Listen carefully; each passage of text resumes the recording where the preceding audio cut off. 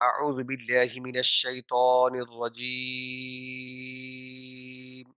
بسم الله الرحمن الرحيم ألم تر إلى الذين خرجوا من ديارهم وهم ألوف حذر الموت فقال لهم الله موتوا ثم أحياهم إن الله لذو فضل على الناس ولكن أكثر الناس لا يشكرون وقاتلوا في سبيل الله واعلموا أن الله سميع عليم من ذا الذي يقرض الله قرضا حسنا فيضاعفه له أضعافا كثيرة والله يقبض ويبسط وإليه ترجعون صدق الله العظيم. برادران اسلام، سامعین محترم، آج سورۃ البقرہ کی آیت نمبر 243 سے لے کے 45 تک تلاوت کی گئی ہے۔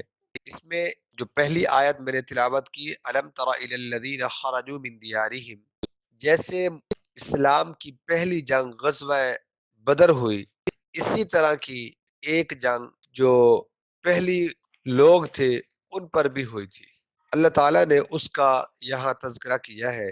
اور اس کے بعد جو دوسری آیت ہے، آیت نمبر 44، اس میں جہاد کا ذکر ہے کہ اللہ کے راستے میں جہاد کرو۔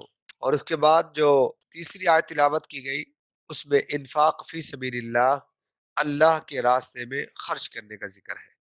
جو پہلی آیت 243، اس میں اللہ تعالیٰ نے ایک خلاصے کے طور پہ وہ ذکر فرمایا ہے۔ جیسے آپ یوں سمجھیں کہ سورۃ الکہف میں شروع کی 4 آیتوں میں اللہ تعالیٰ نے اصحاب کہف کے واقعے کو مکمل بیان فرما دیا ہے، اور پھر اس کے بعد آگے والے جو 4 رکوع ہیں ان کے اندر اس کی تفصیل بیان کی ہے۔ تو یہاں اس پہلی آیت میں صرف جہاد کے پورے یوں سمجھے خلاصے کو بیان کیا ہے، اور ان آیات کے بعد پھر اللہ تعالیٰ نے اس کی تفسیر بیان کی۔ اگلے 2 رکوع میں اس جہاد کی تفسیر بیان ہوگی۔ جو اس کی تفسیر ہے وہ انشاءاللہ میں وہاں بیان کروں گا۔ اب چلتے ہیں ترجمے کی طرف، تو انشاءاللہ اس کی مفصل تفسیر جیسے کل کا جو انشاءاللہ لیکچر ہوگا اس میں مکمل بیان کروں گا انشاءاللہ۔ یہ واقعہ کب ہوا، کیسے ہوا، وہ ساری کی ساری انشاءاللہ۔ الم تر الی الذین خرجوا من دیارہم، کیا تم نے نہیں دیکھا ان لوگوں کو جو اپنے گھروں سے نکلے، وہم الوف حذر الموت، جو ہزاروں کی تعداد میں تھے، حذر الموت، اور موت کے ڈر کے مارے نکلے، وہ اپنے گھروں سے موت کے ڈر کے مارے۔ فقال لهم اللہ موتوا، تو اللہ تعالیٰ نے فرمایا ان کے لیے موتوا، مر جاؤ، ثم احیاہم، وہ سارے کے سارے مر گئے، پھر ثم احیاہم، پھر انہیں زندہ کر دیا۔ ان اللہ لذو فضل علی الناس، بے شک اللہ تعالی بڑے فضل والا ہے لوگوں پر، ولیکن اکثر الناس لا یشکرون، لیکن اکثر لوگ نہ شکرے ہیں۔ اکثر لوگ کیا ہے؟ نہ شکرے ہیں۔ اب آیا کہ ان کی تعداد کتنی تھی، اس میں مختلف اقوال ہے۔ حضرت ابن عباس رضی اللہ تعالی عنہما فرماتے ہیں کہ یہ لوگ 4000 تھے، اور ایک روایت میں 8000 تھے، اور بعض نے 9000 لکھا ہے۔ چنانچہ اس کے بعد والی جو آیت ہے اس میں مسلمانوں کو خطاب ہے، امت مسلمہ کو خطاب ہے کہ وقاتلوا فی سبیل اللہ، اور قتال کرو اللہ کے راستے میں، وَاعْلَمُوا، اور جان لو، ان اللہ سمیع علیم، بے شک اللہ سننے والا جاننے والا ہے۔ یہاں اللہ نے فرمایا کہ تم اللہ کے راستے میں قتال کرو، اور اس کے بعد فرمایا کہ وہ سننے والا جاننے والا ہے۔ مطلب یہ ہے کہ اگر کوئی شخص جہاد کرنے سے انکار کرے گا، ٹال مٹول سے کام لے گا، سستی کا مظاہرہ کرے گا. واللہ سمیع علیم، اللہ یہ سب کچھ سنتا بھی ہے، تمہارے دل و دماغوں کو جانتا بھی ہے. اس لیے فرمایا کہ وَاعْلَمُوا، جان لو، یہ تمہارے دل کے اندر اگر کوئی مروڑ اٹھے گی اللہ اس کو بھی جانتے ہیں. جو تم باتیں آپس میں مشورے کرتے ہو، جہاد سے بھاگنے کا ارادہ بناتے ہو اور یہ مشورے کرتے ہو، اللہ اس کو بھی سننے والے ہیں. من ذا الذی یقرض اللہ قرضا حسنا، آگے والی آیت میں اللہ تعالیٰ نے فرمایا کہ تم اللہ تعالیٰ کو قرض حسنا دو، یعنی جہاد کے لیے کیا کرو، مال دو. جہاں بدن کے لحاظ سے اللہ کے راستے میں لڑنا ہے، وہاں مالی طور مال کو بھی اللہ کے راستے میں کیا کرنا ہے، خرچ کرنا ہے.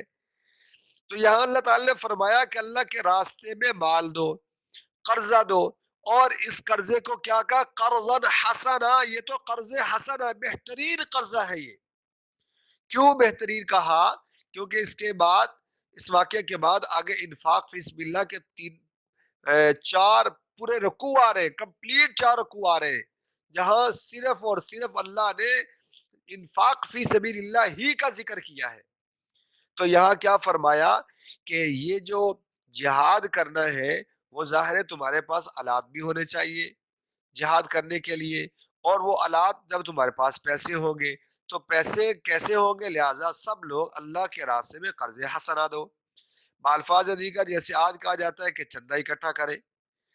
تو اس صورت میں فرمایا کہ اللہ کے راستے میں تو مال بھی تم نے خرچ کرنا ہے، اور یہ والی جو صورت ہے کہ جہاد میں جو تم مال خرچ کر رہے ہو، یہ سب سے بہترین قرضہ ہے جس کو اللہ نے قرض حسنہ کہا. بلکہ آگے جا کے تو آتا ہے کہ کئی سو پیسوں میں بدل کر اللہ تعالیٰ تمہیں واپس لٹائیں گے. ویسے بھی یہ معمول ہے کہ فرمایا جب تم کسی سے قرضہ لو تو جب اس کو واپس کرنے لگو تو کچھ پیسے اوپر دے دیا کرو اس کی خوشی کے لیے، لیکن اس کو متعین نہ کرو. اگر تم متعین کر کے دو گے تو وہ تو سود بن جائے گا. اللہ کے ساتھ سب سے بڑی جنگ ہے. اگر آپ ایک پیسہ دیتے ہیں، کہتے ہیں میں 1000 روپیہ دیتا ہوں یہ 6 ماہ کے لیے، اور اس کے بعد جب واپس لوں گا تو میں 1200 روپیہ واپس لوں گا، تو یہ 200 جو ہے نا یہ سود ہے. یہ تو اللہ کے راستے میں جنگ ہے. لیکن ایک قرضہ آپ نے واپس لیا کسی سے، جب اس کو واپس لینے لگتے ہو، کوئی بات پہلے طے نہیں تھی، تو ویسے ہی بطور ہدیہ کہ یار یہ 100 میری طرف سے آپ اور رکھ لیں، بچوں کے لیے کوئی چیز لے لیں، یا کوئی چیز آپ لے لیجئے گا، کھا لیجئے گا، بچوں کو کھلا دیجئے گا، تو ایسے آپ بات بھی کر دیں اس کے دل جوئی کے لیے کہ اس نے آپ کے ساتھ احسان کیا ہے. اس محبت کو برقرار رکھنے کے لیے، محبت میں اضافے کے لیے آپ اور تھوڑا سا دے دیتے ہیں. تو یہ چیزیں اللہ تعالیٰ کو بڑی محبوب لگتی ہے. اور فرمایا اللہ کے ہاں تو وہ شخص سب سے بہترین شخص ہے جس کے دوسرے لوگوں کے ساتھ اخلاق اچھے ہو. تو یہ اخلاق اچھے ہونے کی بھی علامت ہے، اور پیار محبت کے بڑھانے کا بھی ایک طریقہ ہے.